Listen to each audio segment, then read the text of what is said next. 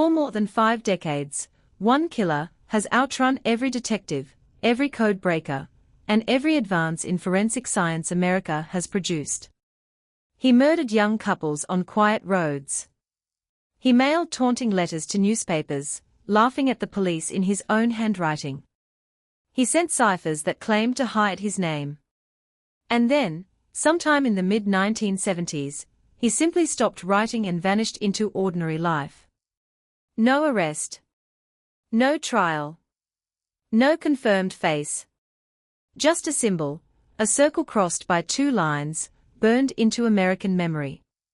Today, a private group of amateur investigators says they finally know who he was. The FBI says the case is still open. And after everything you're about to hear, you'll understand why neither side is willing to back down. To understand why any of this matters, you have to understand what kind of killer this actually was. The Zodiac wasn't someone who hid in the shadows hoping to be forgotten. He was the opposite. He wanted attention. He wanted fear. He wanted his own story told, in his own words, on the front page. And for the length of his active years, that's exactly what he got. It began on a cold night in December 1968, on a stretch of road outside the small city of Benicia in Northern California. Lake Herman Road was the kind of isolated, tree-lined spot where local teenagers went to be alone. On December 20th, 17-year-old Betty Lou Jensen and 16-year-old David Faraday drove out there on their first date. They parked in a gravel turnout near a locked gate. What happened next took only a few minutes, and left almost nothing behind for investigators to work with. Another car pulled up close. A man got out. There was no argument, no robbery, no warning. David was shot once as he tried to get out of the car. Betty Lou ran, and made it only a short distance before she was shot several times in the back.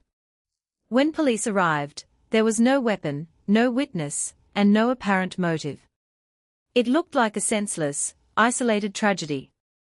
Investigators had no way of knowing it was the beginning of something much larger. He waited nearly 7 months before striking again. On the 4th of July, 1969, in Vallejo, a 22-year-old waitress named Darlene Farron and a 19-year-old named Michael Mago parked at Blue Rock Springs Park, away from the holiday fireworks. A car pulled in behind them, left, then returned, a detail that would later suggest the killer had circled back deliberately, making sure. A man approached with a flashlight and a pistol and opened fire without a word. Darlene died from her wounds. Michael was shot multiple times but survived, and because he lived, he became the first person to give investigators a physical description, a heavyset white man in his late 20s or early 30s with a round face and short hair. 40 minutes later, someone called the Vallejo Police Department, calmly reported the shooting, and then, chillingly, also claimed responsibility for the December killings on Lake Herman Road. No one had publicly connected the 2 crimes. The caller connected them himself, then hung up before the line could be traced. The letters came next, and they are what turned a local double murder into a national obsession. On August 1, 1969, 3 Bay Area newspapers each received an envelope.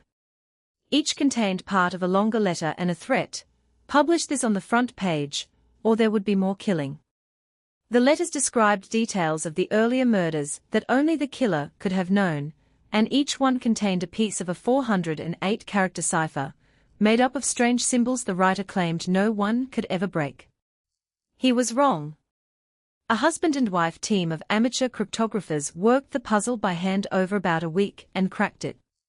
What they decoded was a chilling boast about how much the killer enjoyed murder, along with a strange belief that his victims would become his slaves in some afterlife.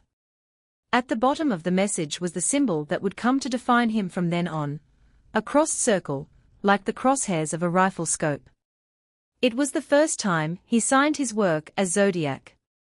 He wasn't finished escalating. On September 27, 1969, at Lake Berryessa, 2 college students, Brian Hartnell and Cecilia Shepard, were sitting near the water when a man approached wearing a black executioner-style hood with the cross-circle symbol drawn over his chest. He claimed to be an escaped convict who needed their car and money, tied them up with pre-cut lengths of rope, and then, without warning, stabbed both of them repeatedly. He walked, did not run, to their car afterward and wrote the dates of his previous attacks on the door, along with the symbol. Cecilia later died from her injuries. Brian survived. Once again, a man called police from a nearby payphone and calmly reported the attack before it had even been discovered by anyone else. 3 weeks later, on October 11, 1969, he changed his method entirely. A cab driver named Paul Stine picked up a passenger in downtown San Francisco, who directed him toward the Presidio Heights neighborhood. At the corner of Washington and Cherry Streets, the passenger shot Stine once in the head, then calmly tore a piece of fabric from his blooded shirt, took his wallet, and walked off into the dark. This time there were witnesses, teenagers watching from across the street, and their description became the basis for the now famous composite sketch. A heavyset man with short reddish-brown hair and glasses. Patrol officers actually stopped and briefly spoke with a man matching that description near the scene that same night, but a garbled radio broadcast had wrongly suggested the suspect was black, and the officers let him walk on. It's remembered as one of the most consequential missed opportunities in the entire case. 3 days later, a letter arrived containing a swatch of Paul Stine's blood-stained shirt as proof, mocking the police for letting the killer slip away. It was signed, for the first time, with his full chosen name, Zodiac. Over the years that followed, more letters arrived, new ciphers, claims of additional victims that were never confirmed, even a card threatening to bomb a school bus, complete with a hand-drawn diagram. He referenced movies and songs, misspelled the same words the same way every time, and kept a running, boastful body count that police could never verify. And then, in the mid-1970s, the letters slowed and eventually stopped. The silence that followed has lasted for decades. 4 years afterward, the case didn't fade so much as calcify. Detectives retired with the files still open. New investigators inherited boxes of letters, cipher fragments, crime scene photos, and thousands of tips, each one a name that had to be checked and almost always cleared. The case wasn't short on evidence. If anything, it had too much of it, scattered across too many years and too many jurisdictions for any one team to fully connect. Only 5 murders have ever been officially confirmed as Zodiac's work: Faraday, Jensen, Farron, Shepard, and Stine. Everything else, the claimed 37 victims, the unsolved ciphers, the identity itself, has remained an open question. That brings us to the claim making headlines in recent years, and it's important to be precise about where it actually comes from. In 2021, a private volunteer organization calling itself the Case Breakers, made up of retired law enforcement officers, journalists, and former military intelligence personnel, led by writer and producer Thomas Colbert, announced that they had identified the Zodiac as a man named Gary Francis Porst. Porst was a house painter and Air Force veteran who lived in the Bay Area during the exact years of the killings. He died in 2018, without ever being charged with any of the murders. The Case Breakers built their case out of several pieces. They pointed to old photographs they said showed forehead scars on Porst matching features in the Zodiac composite sketch. They cited a handwriting analysis they said matched Porst's writing samples to the Zodiac letters, including a claim that anagrams hidden in some of the letters spelled out variations of his name.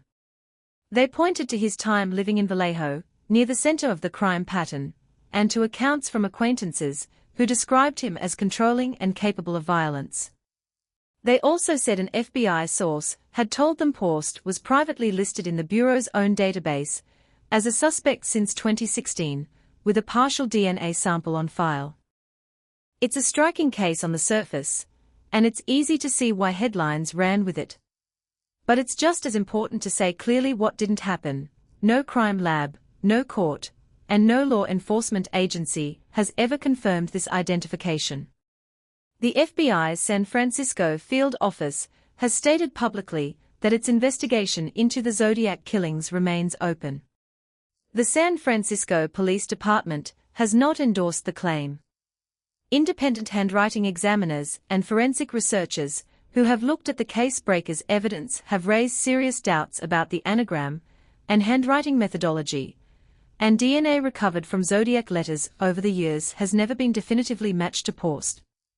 Some of the groups supporting claims, including ones tying Post to an earlier, separate 1966 murder in Riverside, rest on a case that police have said isn't even connected to the Zodiac at all.